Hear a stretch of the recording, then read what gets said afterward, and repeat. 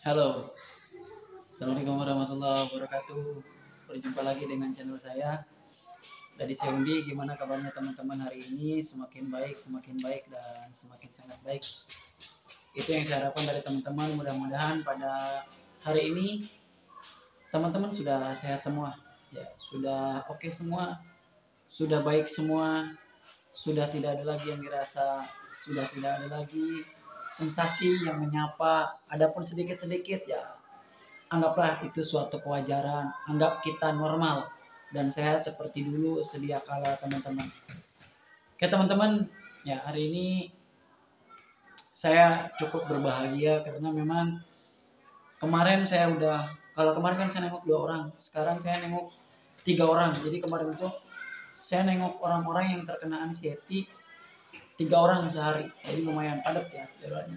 Ya seperti itu karena memang berdasarkan rekam medis, berdasarkan digital mereka dari rumah sakit, mereka itu tidak ada penyakit gitu kan di dalam fisik mereka gitu kan, tapi memang kenyataannya ada yang dirasa untuk dirinya gitu kan, untuk dirinya kemudian ya mengakibatkan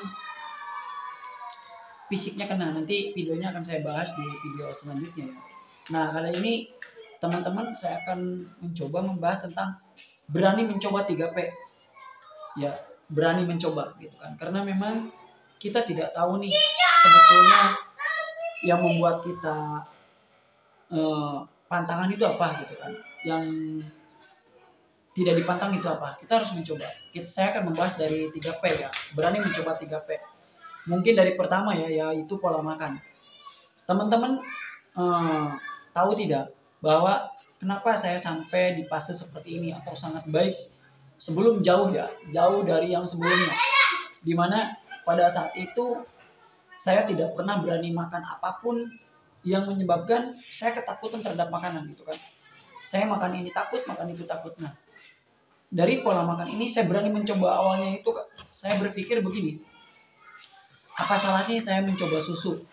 Apa salahnya saya mencoba makan dengan kecap?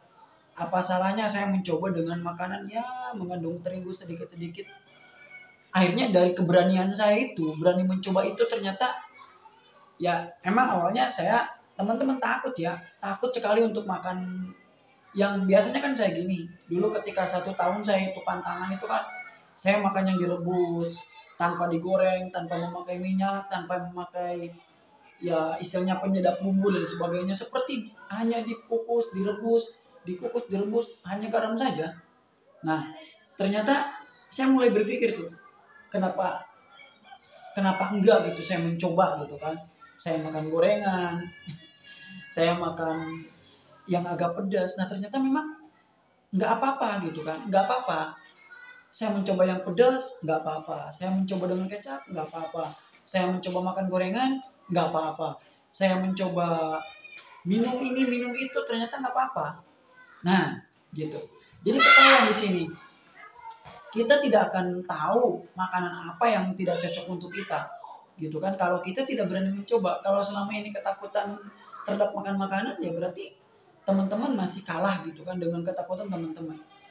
Apa salahnya mencoba gitu kan. Nah kemudian setelah teman-teman tahu ini itu apa namanya tidak cocok, ya jauhi. Kalau saya sih hanya beberapa makanan saja yang memang tidak cocok untuk diri saya.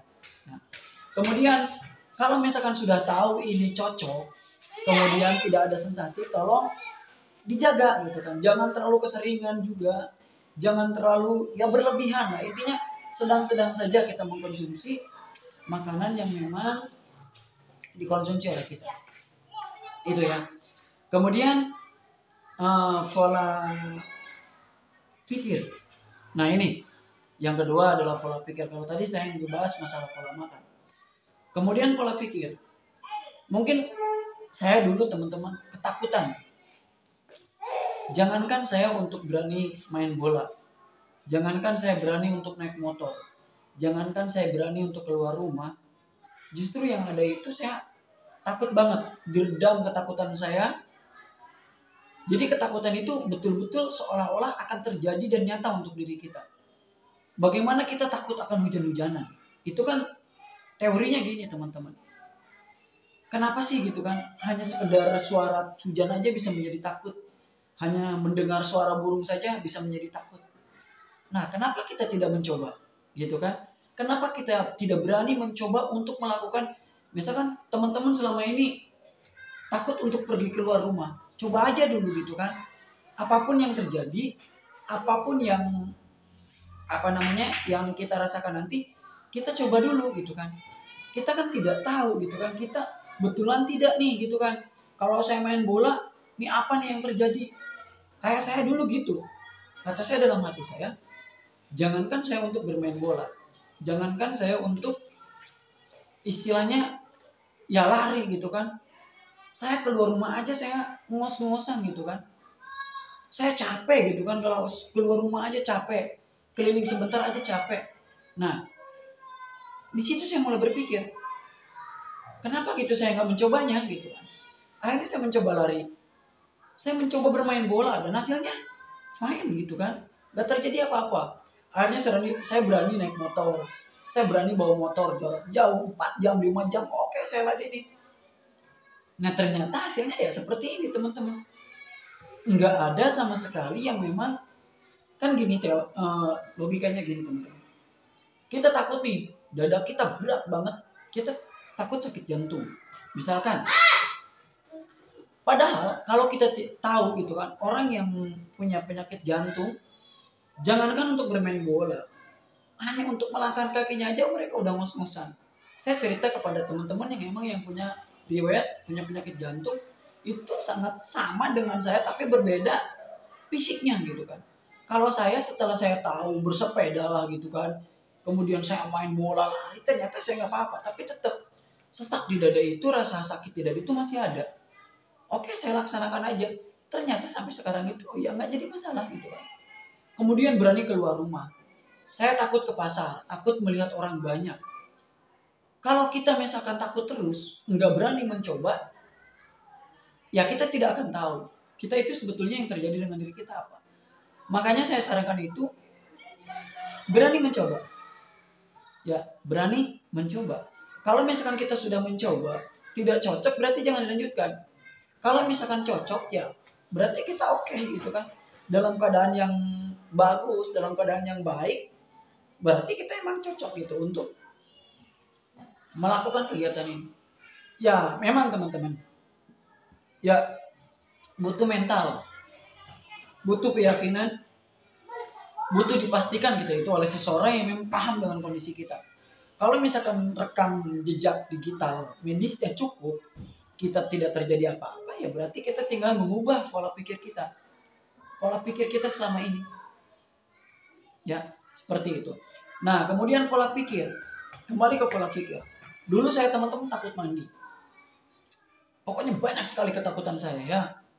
Takut segala sesuatu. Setelah saya coba teman-teman, memang awalnya saya juga ngerasain ketika saya mencoba awal-awal ya biasa.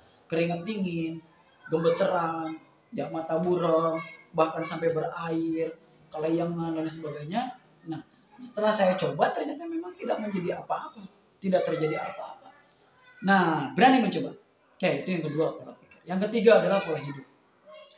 Pola hidup ya memang kita harus olahraga ya teman-teman. Harus olahraga, mengkonsumsi vitamin biar hidup kita sehat. Jangan begadang, jangan makan malam. Nah, di sini kita harus mencoba dalam segi olahraga. Ya. Mencoba dalam olahraga itu teman-teman, mungkin selama ini teman-teman hanya mengandalkan di rumah saja. Hanya diam diri saja. Coba teman-teman olahraga. Olahraga apa ya? Apa saja yang memang menurut teman-teman itu cocok, yang menurut teman-teman itu bagus, ya apa saja itu terserah, gitu kan. Kemudian pola hidup kita selama kita menderita anxiety, saya paham banget.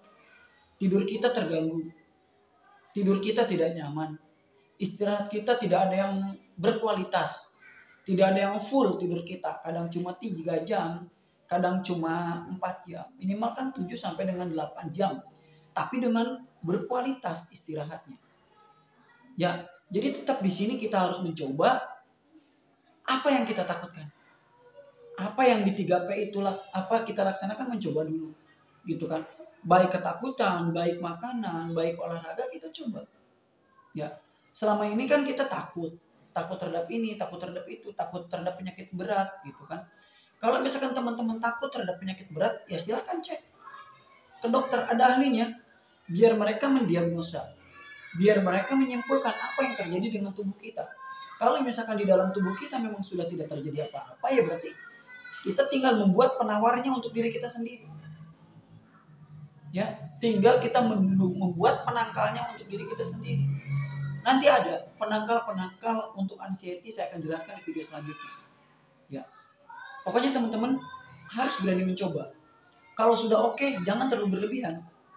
Gitu.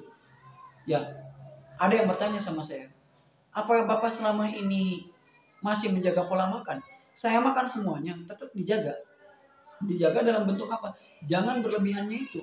Kalau misalkan kita berlebihan, makan pedas berlebihan, orang-orang walaupun sama makan KO, akan kalah. Ya diare lah, ya sesek dadanya. Apalagi macam kita yang punya yang mungkin sedikit perbedaan di dalam pencernaan itu. Gitu kan. Nah, apakah misalkan Akang masih masih merasakan ketakutan? Saya masih merasa ketakutan. Cuma ketakutannya itu berbeda dengan yang dulu. Tidak berlebih, biasa aja. Ketika takut itu ada waktunya gitu kan. Kalau misalkan hari biasa ya udah. Apakah Akang sering merasakan sensasi? Saya merasakan sensasi. Seperti biasa merasakan sensasi. Cuma memang saya anggap wajar karena begini. Saya pun dulu berpikir ini tuh sama dengan yang dulu-dulu sebelum saya terkena penyakit ini. Jadi sekarang itu saya udah istilahnya berpikirnya secara logis gitu kan. Lalu apakah Akang masih merasa takut mati? Masih, kalau misalkan suatu saat terkena saya masih merasakan. Cuma tidak sehebat dulu gitu kan. Makanya mindsetnya itu dirubah, takut mati menjadi ingat mati. Ya karena apa? Kalau misalkan takut mati kita akan ketakutan. Tapi kalau misalkan kita ingat mati akan ada yang dirubah di dalam pola ibadah kita. Seperti itu. Ya, kemudian pola hidupnya ke ibadahnya. Ibadah kita teman-teman harus dirubah. Mungkin selama ini kita takut sholat berjamaah, ya kita berjamaah. Coba. Saya juga dulu sama teman-teman. Takut berjamaah, takut pingsan pada saat sholat. Takut mati mendadak misalnya sholat. Aduh, coba aja dulu. Ya, kita harus berani mencoba. Oke, itu saja. Pokoknya semangat terus teman-teman. Jangan sampai kalah dengan pikiran kita. Jangan sampai kita itu diruntuhkan oleh pikiran kita. Tapi kita harus bangkit dan semangat. Oke. Ya, teman-teman, itu saja. Kurang lebihnya saya mohon maaf. Salam sembuh dari saya. Dari Sehundi. Ya. Wabillahi taufiq wal hidayah. Assalamualaikum warahmatullahi wabarakatuh.